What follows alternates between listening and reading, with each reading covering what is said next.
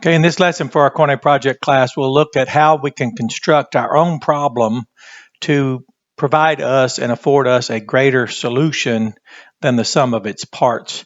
And by doing so, we're really challenging ourselves to think. For example, in the novel Young versus Old Earth battle, where we find people even switching sides, it reminds me of what I say to my children. And there's a wood nickel here, and if you just look at this side, you'll see the Native American depicted there, head of a Native American. And then, of course, here's another one. It's a buffalo on there.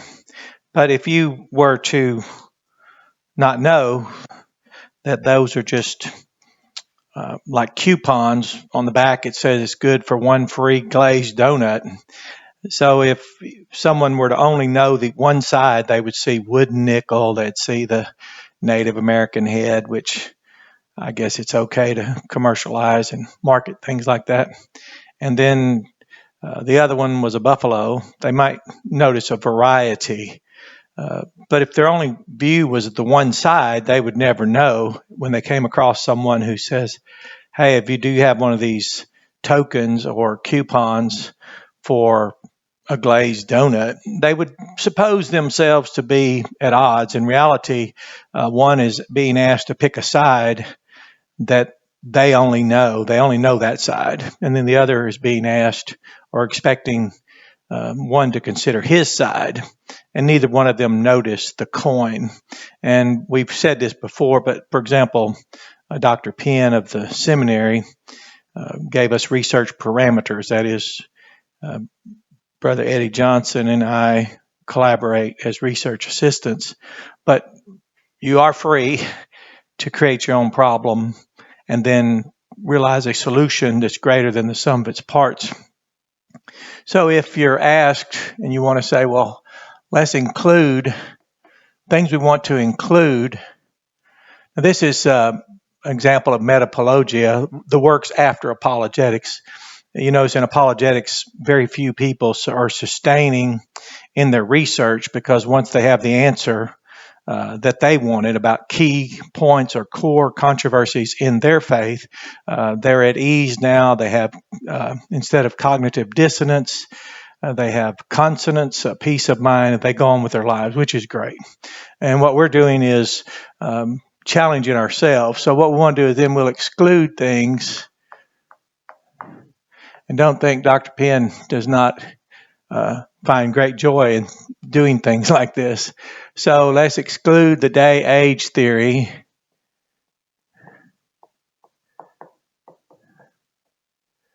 So we won't have to say that days in Genesis are something other than. So include the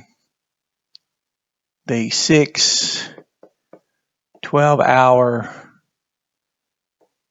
day and the 6 12-hour night. Of course, that gives us the 6 24-hour total, what we often call day and time. And then we'll remain true to, we'll include instantaneity. Make sure I don't mess this up. So there's 1, 2, include instantaneity.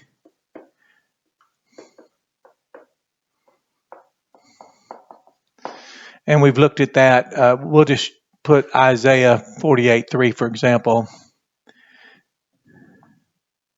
Oh, misspelled it. Isaiah 48:3.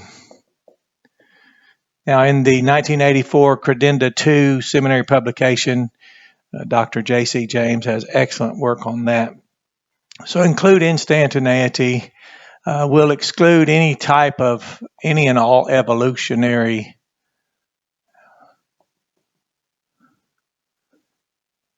whatever. So we'll just exclude evolutionary factors.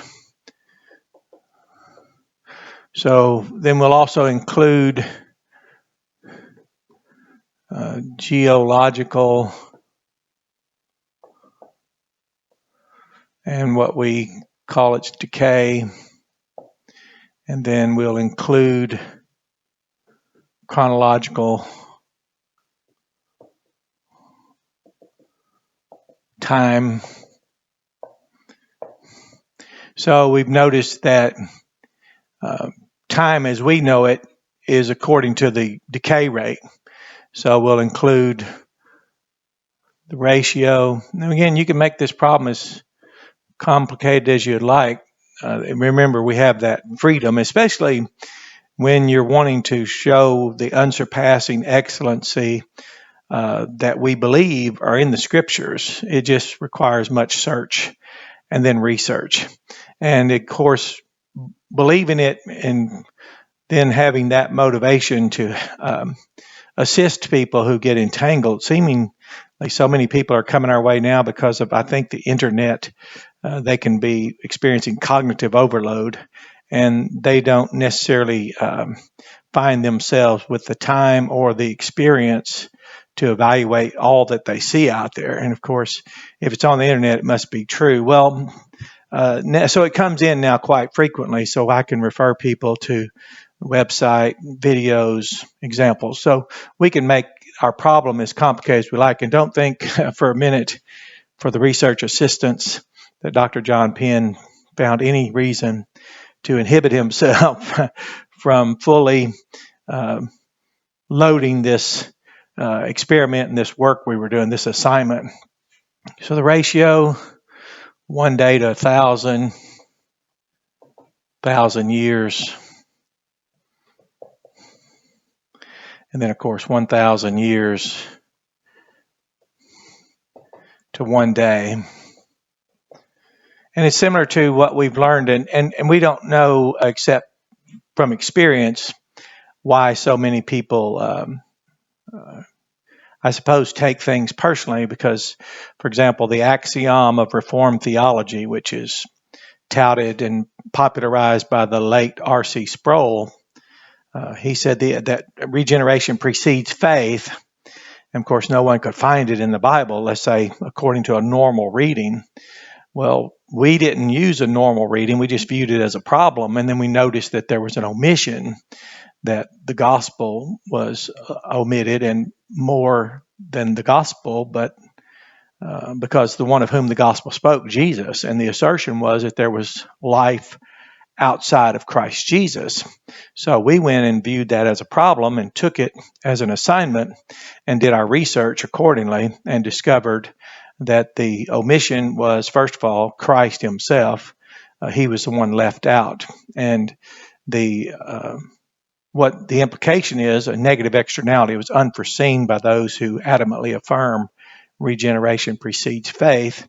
And certainly it wasn't noticed by the late R.C. Sproul when he adamantly affirmed it and popularized it to where it became a byword, and people would almost, they would judge you based on your position. And they noticed a great reaction to the assertion of regeneration precedes faith, which was greater than the small amount of effort it took to just say it. So we viewed it as a problem. We solved it. We demonstrated the error of omission, which in that case, Jesus was omitted. And Paul, the highest scholastic of our New Testament, taught us that as ones who have noticed and continue to notice, and the good news that he referred to there was that no kind of man is being justified out from any kind of works of any kind of law except through Jesus Christ faithfulness. That's a subjective possessive genitive. It's his faithfulness.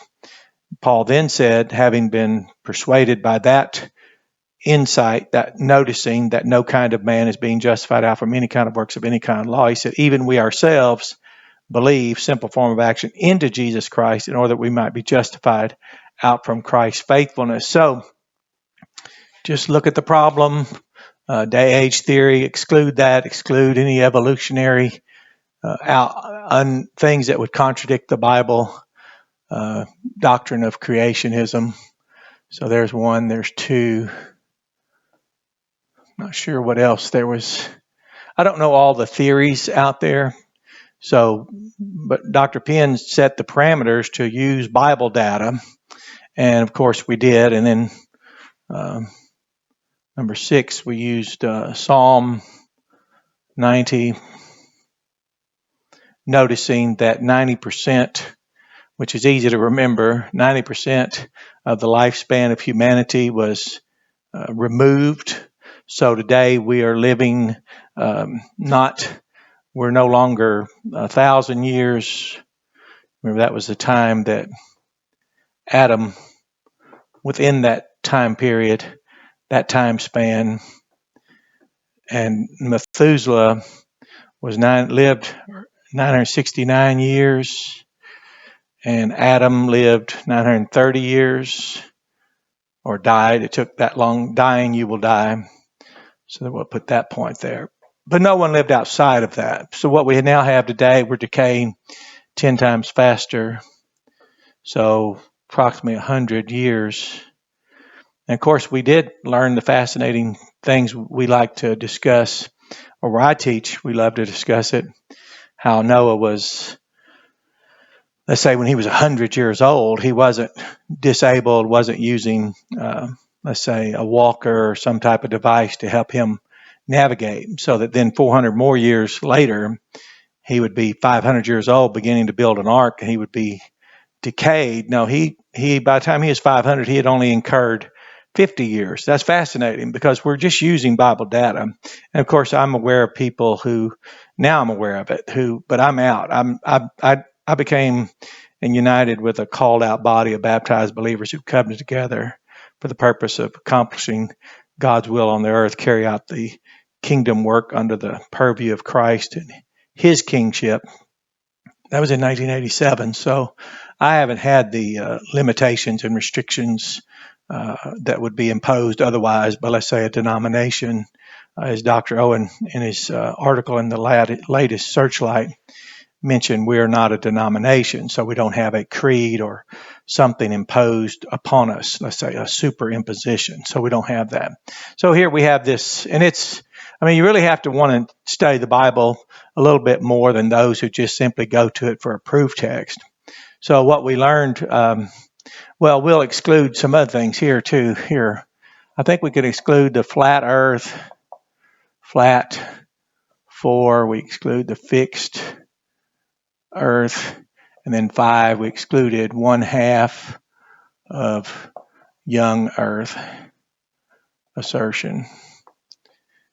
There. So, because what we did here was define chronological as the word young. And then we looked at geological too as decay, a measure of decay, which can be quite, it's very difficult because Al Mohler years ago, I think almost 15 years ago, was teaching, I think, as a Ligonier lecturer at Ligonier Ministries. And he was referring to what we would have to give up to go along with old Earth. And in it, somehow he mentioned evolution, but we don't have anything to do with all that's excluded. So what we've done is, can we resolve this or just give up and say, well, we have to be one or the other? Well, Baptists aren't like that. Baptists won't identify as Catholic, neither will we identify as Protestant. That is the kind I'm among, the kind that we're here to collaborate with the political scientists who framed the Constitution, Bill of Rights, and Declaration. Those who, as Mrs. John Quincy Adams said, that Thomas Jefferson had modeled much of his ideas of government according to the ecclesia and the way they conducted their business and the way they met, and even legislative materials of constitutions in states were principled and reflected the conduct in ecclesias in those particular states. So you can go back and read that history about what ecclesias did and how they were instrumental in what we know today. Bill of Rights, First Amendment, John Leland, Baptist. And you can see why we would fight for the right to peaceably assemble. And of course, we're now, so many of us have grown to appreciate what we can know, which is something greater than the sum of all its parts.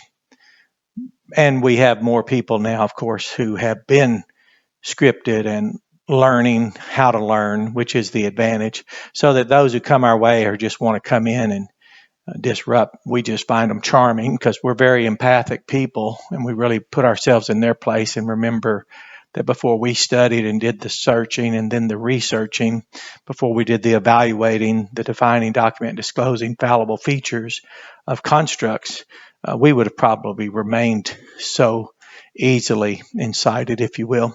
But here's what we've got. So we excluded flat, fixed Earth and young Earth.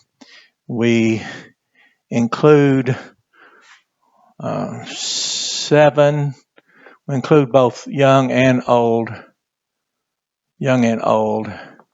Just as I was showing with that coin, one side might have a Native American's head and the other side might be a buffalo, but they will both get you a free glazed donut at the donut shop that distributed those. So it's a throwback to when people would talk about don't take wooden nickels, because that was a tactic. But again, as I like to say, I'm a coin in a heads or tails world.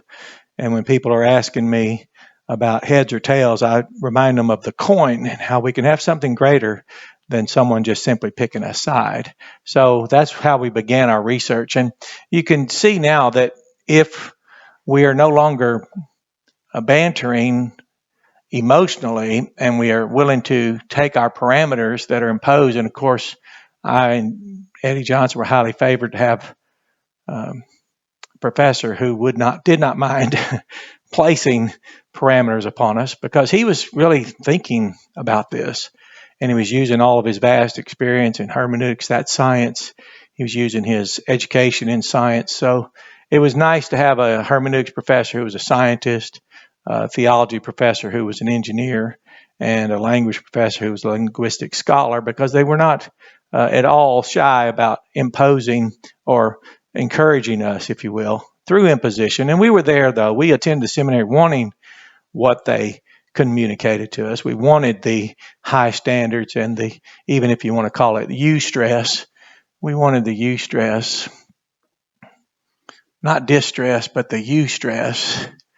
This was same as the first word in gospel, evangel. It's EU. It's correct.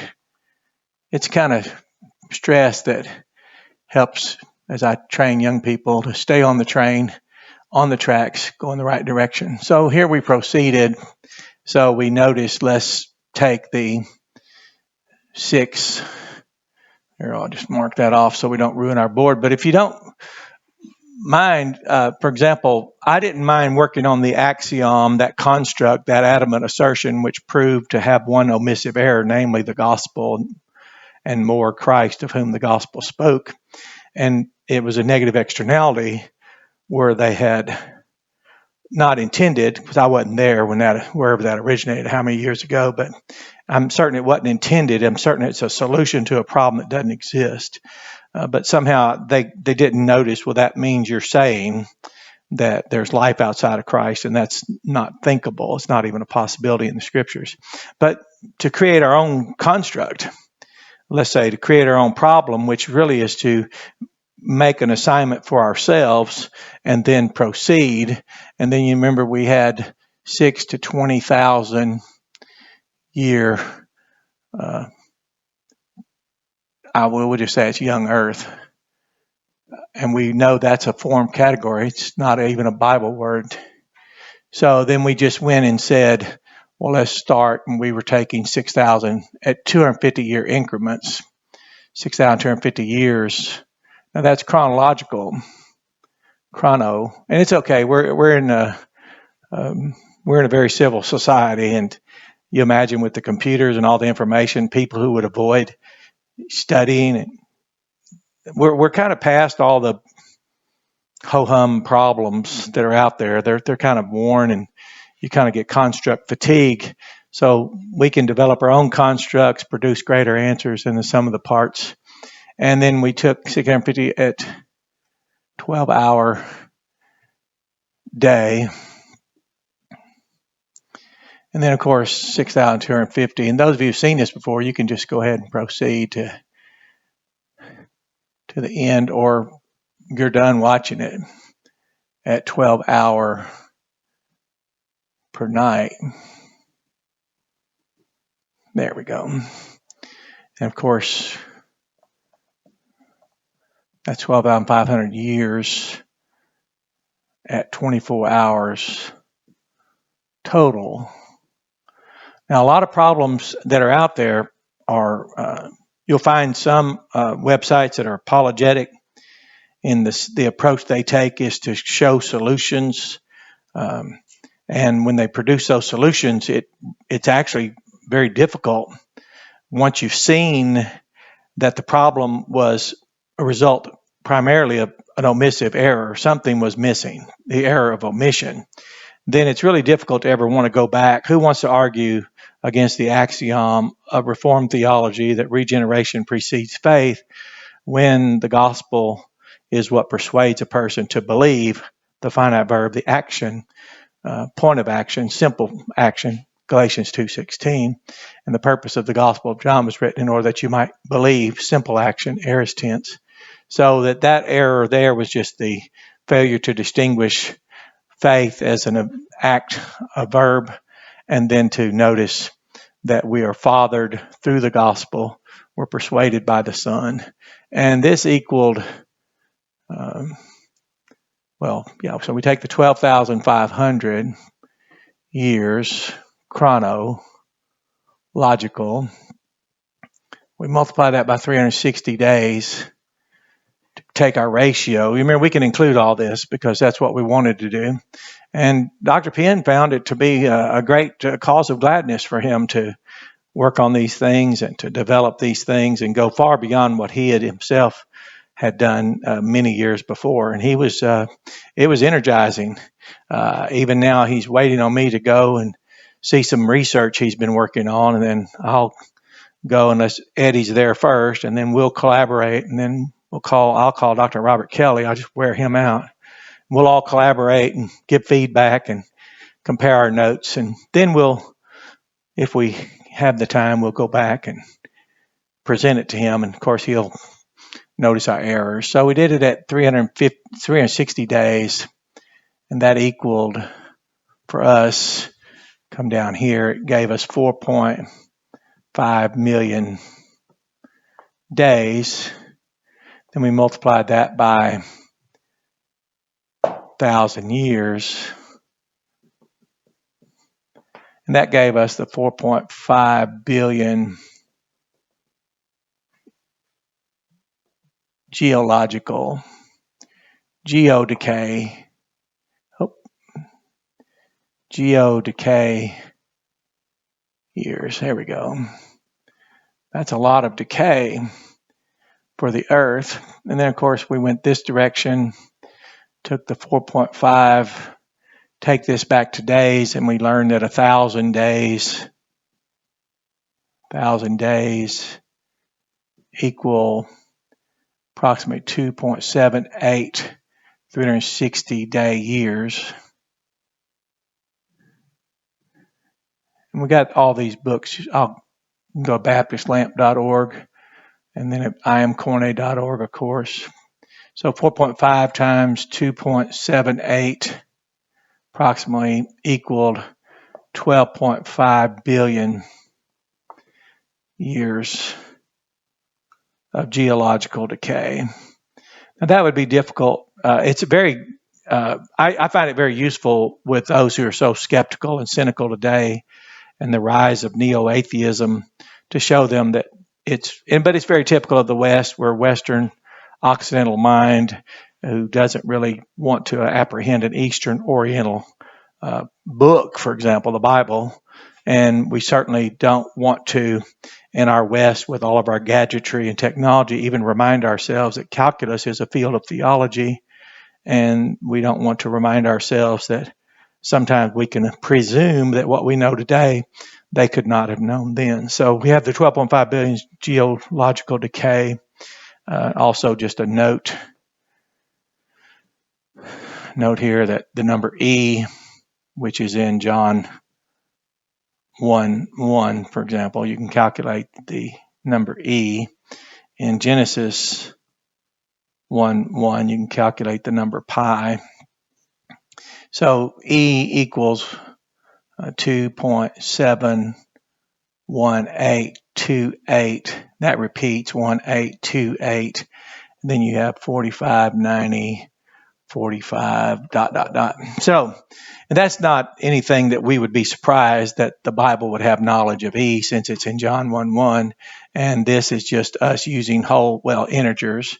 And then, of course, it would not surprise us to notice pi is pi is an infinite non-repeating decimal. Now notice this, though. We've learned that 2r, for example, 2r, radius in a circle, that's r, that's radius. But 2r, when you take it, multiply it by 2, you get the diameter equals diameter.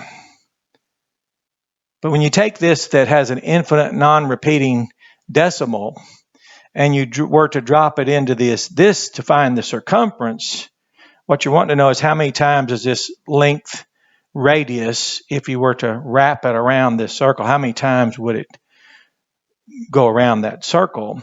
Well, that's the value of pi. So 2 pi r equals circumference. And it doesn't matter what size the circle is. And what was observed by one person was that this is something that we can't wrap our minds around, because we do not know how something that is an infinite non-repeating decimal can then function as a constant.